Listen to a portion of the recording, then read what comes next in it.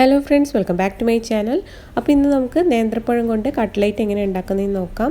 കുട്ടികൾക്കൊക്കെ പെട്ടെന്ന് ഉണ്ടാക്കി കൊടുക്കാൻ പറ്റുന്ന അടിപൊളി സ്നാക്കാണ്. അപ്പോൾ അതെങ്ങനെയാണെന്ന് നോക്കാം. അതിന് മുന്നേ ചാനൽ ഫസ്റ്റ് ടൈമാണ് കാണുന്നതെങ്കിൽ സബ്സ്ക്രൈബ് ചെയ്യാൻ മറക്കരുത്, സപ്പോർട്ട് ചെയ്യുക. അപ്പോൾ നമുക്ക് വീഡിയോയിലേക്ക് പോകാം. അപ്പോൾ ആദ്യം തന്നെ നമുക്ക് ഫില്ലിംഗ് റെഡിയാക്കി എടുക്കാം. അപ്പോൾ ഒരു കടായിലേക്ക് ഞാൻ 2 ടേബിൾ സ്പൂൺ നെയ്യ് ഒഴിച്ച് കൊടുത്തിട്ടുണ്ട്.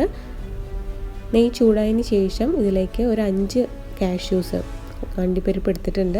അപ്പോൾ അത് ഒന്ന് ചോപ്പ് ചെയ്തിട്ട് ഇട്ട് കൊടുക്കുക കേട്ടോ. ഇല്ലെങ്കിൽ കട്ട്ലേറ്റ് ഷേപ്പ് ചെയ്തെടുക്കാൻ കുറച്ച് ബുദ്ധിമുട്ടായിരിക്കും.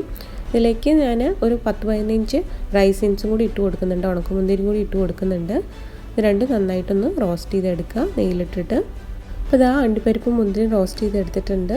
നമുക്കൊരു പ്ലേറ്റിലേക്ക് മാറ്റാം. ഇതിലേക്ക് 2 നേന്ത്രപ്പഴം, അത്യാവശ്യം നല്ല പഴുത്ത പഴം എടുക്കുക. ഇതുപോലെ ചോപ്പ് ചെയ്തിട്ട് ഇട്ട് കൊടുക്കുക. ഒരു 2-3 മിനിറ്റ് മീഡിയം ഫ്ലെയിമിലിട്ടിട്ട് കുക്ക് ചെയ്തെടുക്കുക. ഇതിൻ്റെ കൂടെ തന്നെ ഞാൻ 1/2 കപ്പ് തേങ്ങ ചിരവിയതും കൂടി ചേർത്ത് കൊടുക്കുന്നുണ്ട്. അത്യാവശ്യം നല്ല പഴുത്ത പഴമായതുകൊണ്ട് തന്നെ ഒരു 3-4 മിനിറ്റ് ഒരു മീഡിയം ഫ്ലെയിമിലിട്ടിട്ട് കുക്ക് ചെയ്തെടുക്കുമ്പോൾ തന്നെ നല്ല സോഫ്റ്റായി കിട്ടും. ഇതിന് പകരം പഴം പുഴുങ്ങിയെടുത്താലും മതിയാവും, പക്ഷേ വെന്തുടഞ്ഞു പോകരുത്.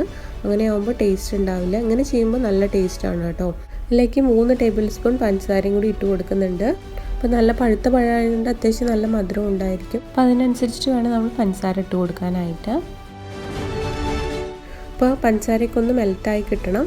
അപ്പോൾ നേരത്തെ റോസ്റ്റ് ചെയ്ത് വെച്ചിട്ടുള്ള കാഷ്യൂസും റൈസിൻസും ഇട്ട് കൊടുക്കാം. പഴമൊക്കെ നല്ല സോഫ്റ്റായി വന്നിട്ടുണ്ട്. ഇതിൻ്റെ കൂടെ തന്നെ 1/2 ടീസ്പൂൺ ഏലക്ക പൊടിച്ചതും കൂടി ചേർത്ത് കൊടുക്കുന്നുണ്ട്. എന്നിട്ട് ഇതുപോലെ ഒന്ന് മാഷ് ചെയ്ത് കൊടുക്കുക കേട്ടോ. അപ്പോൾ ഇതാ നമ്മുടെ ഫില്ലിങ് റെഡി ആയിട്ടുണ്ട്. അപ്പോൾ ഈ ഒരു പരുവാണ് വേണ്ടത്. ഇതിൻ്റെ ചൂടൊന്ന് പോയതിന് ശേഷം നമുക്ക് ഷേപ്പ് ചെയ്തെടുക്കാം. അപ്പോൾ കുറച്ച് മിക്സ് എടുത്തിട്ട് ഇതുപോലെ ബൗളാക്കി എടുക്കുക. എന്നിട്ട് ഇതുപോലെ പരത്തി എടുക്കുക. അപ്പോൾ നമ്മുടെ ഇഷ്ടത്തിനനുസരിച്ചിട്ട് ഷേപ്പ് ചെയ്തെടുക്കാവുന്നതാണ്.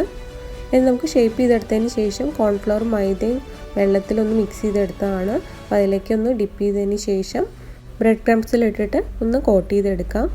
അപ്പോൾ കോൺഫ്ലവറും മൈദയ്ക്കും പകരം നമുക്ക് എഗ്ഗ് യൂസ് ചെയ്താലും മതിയാവും കേട്ടോ, മുട്ട എടുത്താലും മതിയാവും.